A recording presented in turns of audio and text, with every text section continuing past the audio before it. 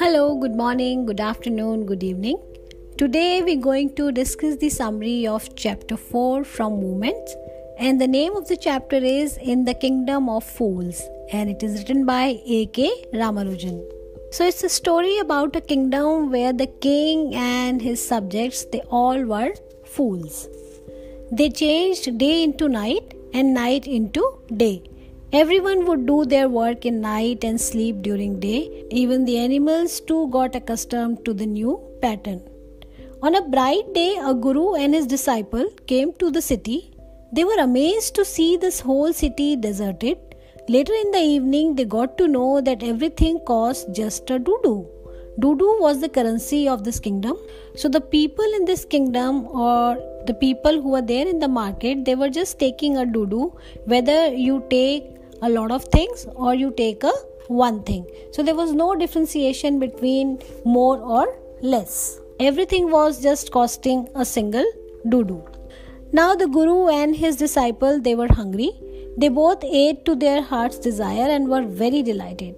Soon, the guru got to know that it was a kingdom of fools. He decided to leave the place as anything unexpected could happen. But the disciple decided to stay there and did not pay any heed to his guru's advice. The disciple stayed on and grew fatter day by day, eating bananas, rice and wheat, because everything was just at the cost of a doo-doo. One day a thief broke into a merchant's house.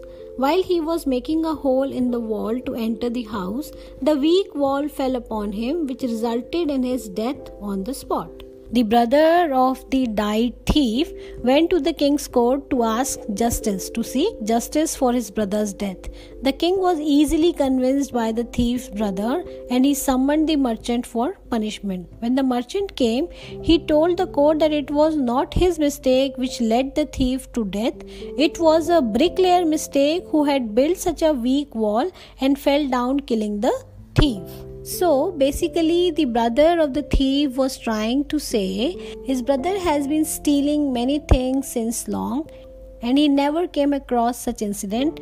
It was because of the merchant's weak wall that it fell down and his brother died. So he was accusing the merchant for his death. After merchant's comment, the blame game continues.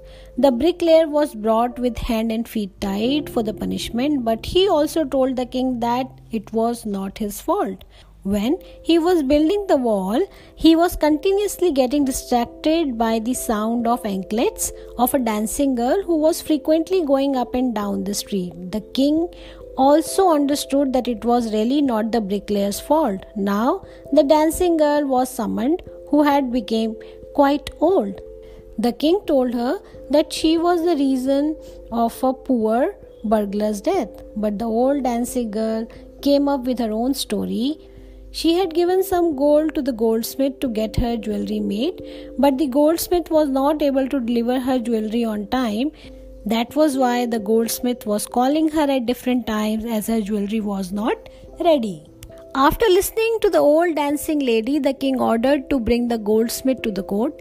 The goldsmith explained that he was under the command of a rich merchant to finish making his jewelry as soon as possible, as there was a wedding ceremony in his home. The king at once asked the goldsmith who was that merchant. The king got to know that it was the same merchant whose wall had fallen on the thief.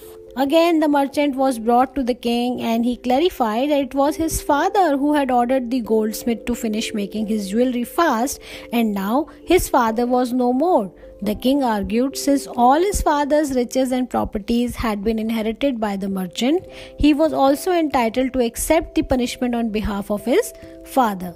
The king ordered to build a new stake for execution. When the stake got ready, the minister advised the king that the merchant was too thin to fit the stake. So, a man fat enough to fit the stake should be executed. Therefore, the disciple who had got fattened over the time was brought. He requested the king not to be executed as he had not committed any sin and he was innocent. And now the disciple realized that he had made a big mistake by not following his guru's advice and started praying to him. The Guru could see the past, present, and future, and when he saw his disciple's situation, he appeared in the king's court at once. He scolded his disciple first and then whispered something in his ear. Then he praised the king and requested him to execute him first. The disciple understood the Guru's plan and followed him by saying that the king should hang him first. Both the Guru and the disciple started fighting. The king got curious to know the reason of fighting over the execution. The Guru took him aside and told him that the first person to be executed on the newly built stake would become the king, and the second person to be executed on the same would become the minister. After hearing this, the king did not want to lose his kingdom and minister ever. So, he stealthily got into the prison along with his minister. They disguised themselves as the Guru and the disciple.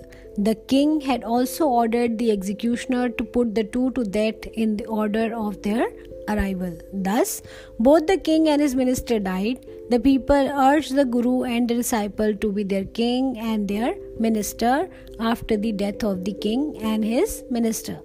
The disciple got ready, but the Guru took some time to agree on a condition that they could change all the old laws, and from then on, night became night and day became day, and nothing was available for one do. So this was the summary of the story in the Kingdom of Fools.